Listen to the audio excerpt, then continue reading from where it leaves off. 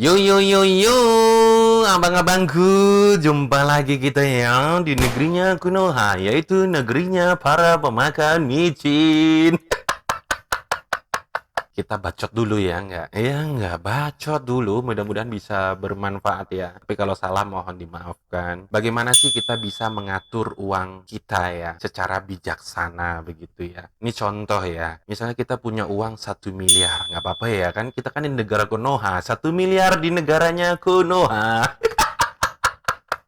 Ini uang lebih ya, abang-abangku ya. Bukan uang buat biaya hidup atau seperti buat makan, biaya sekolah, dan lain-lain. Ini uang lebih. Jadi dipisahkan dulu. Ini uang yang 1 miliar ini, 1 miliar dari negara Konoha ya, abang-abangku ya. Kita bagi dulu menjadi 4 bagian. Jadi yang pertama, kita taruh uang kita itu di low resiko. Contohnya seperti deposito, begitu ya. Deposito di bank yang low resiko. Jadi misalnya kita punya uang 1 miliar negara Konoha gitu ya, kita taruh 40% abang-abangku di deposito. Itu kan low risiko ya, bukan berarti tidak ada risiko. Kalau banknya likuidasi ya risiko juga gitu ya. Lalu yang kedua, kita masukkan lagi ke medium risiko ya abang-abangku ya. Seperti reksadana atau obligasi pemerintah itu sebesar 30% atau sekitar 300 juta. 30% dari 1 miliar negara Konoha itu 300 juta negara Konoha gitu ya.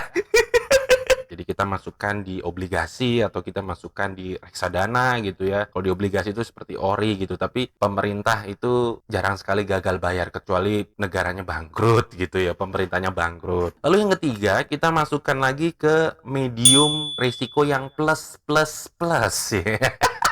Plus, plus, plus. Jadi misalnya seperti saham kita masukkan di situ ya. Jadi belinya saham itu yang blue chip ya abang-abangku ya. Misalnya kayak saham perbankan nih, kayak BBCA atau BBRI, BNI atau Mandiri gitu sebesar 20%. Dari 20% itu kita pecah, kayak misalnya kita beli 4 bank nih ya, 4 bank besar gitu ya, kayak BBCA. Dari 20% tuh kita pecah lagi dari 200 juta ya, dari 20%-nya kan dari 1 miliar 200 juta. 50 juta kita beli di BCA, 50 juta BRI, 50 juta BNI, 50 juta Mandiri. Tapi kita jangan beli langsung 50 juta, begitu langsung BCA 50 juta gitu enggak. Kita belinya secara DCA atau di averaging. Misalnya saya mau beli setiap di tanggal 1 gitu ya. Di tanggal 1 saya mau beli 10 juta gitu. BCA. Nanti tanggal 1 bulan depan 10 juta lagi. Sama, di BRI juga begitu, di BNI begitu, di Mandiri begitu. Jadi jangan langsung sekaligus karena saham itu fluktuatif. Lalu yang keempat ya, yaitu yang high resiko atau yang resiko tinggi seperti di forex, kripto atau quotek ini atau koin-koin micin itu 10% ya, atau dari 1 miliar itu 100 juta. Nah, abang-abangku sukanya di forex, kripto, lalu di quotek atau koin-koin micin begitu ya. Tapi saran saya yang benar-benar abang-abangku paham, jangan ikut-ikutan. Misalnya abang-abangku pahamnya di forex ya forex lebih paham, tapi di kripto saya nggak paham, ya di forex. Atau abang-abangku pahamnya di quotek, ya di quotek. Atau abang-abangku pahamnya di koin micin, ya di koin micin. Jadi di saat satu bagian mencret gitu ya, mencret rugi gitu, kita masih bisa survive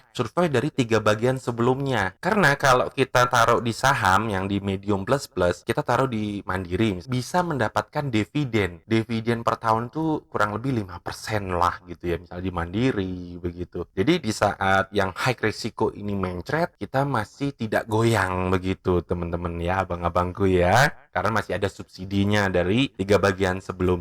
Dan yang high risiko bisa jadi meledak abang-abangku ya. Kalau ini berhasil, bakal meledak income-nya bisa melebihi dari 3 bagian yang sebelumnya, kayak yang di deposito, obligasi, maupun yang saham. Dan kita tidak pernah tahu ya abang-abangku ya. Hidup itu kan misteri. Masa depan itu misteri. Kita hanya bisa berusaha yang terbaik yang kita bisa abang-abangku. Sisanya Tuhan yang atur. Jadi kalau sekarang nih saya di quotek itu tidak semuanya saya taruh di quotek ya. Seperti saya buat sebuah tantangan di bulan November 3 juta itu tantangan, tapi saya sudah backup dana saya. Wah, ternyata meledak bisa mencapai 400 juta sekian. Ini dari 3 juta kalau abang-abangku taruh di deposito atau taruh di obligasi atau taruh di saham, rasanya nggak mungkin gitu ya. Tapi kalau ternyata saya mencret, saya masih ada di backupan ya bagian yang lain gitu ya. Deposito, obligasi, reksadana, dan saham begitu abang-abangku ya. Kita kan nggak pernah tahu nih, saya tradingnya di high resiko nih, di Quotek. Karena di Quotek itu kan bisa untung besar, bisa juga langsung bablas. Nah, kadang-kadang kita karena emosi, karena serakah gitu ya, kita punya 1 miliar, 10% buat di high resiko, yang 40% di low resiko, yang 30% di medium resiko, yang 20% di medium plus plus resiko. Begitu ya Bang gue ya. Ini bacot dulu ya.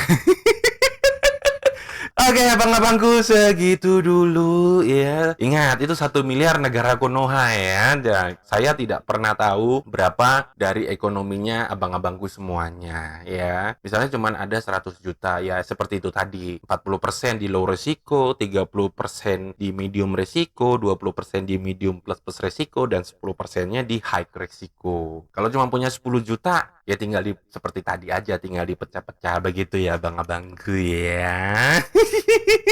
Oke, udah bacotnya lama juga ya. JD Trade channelnya YouTube Trader Pemula.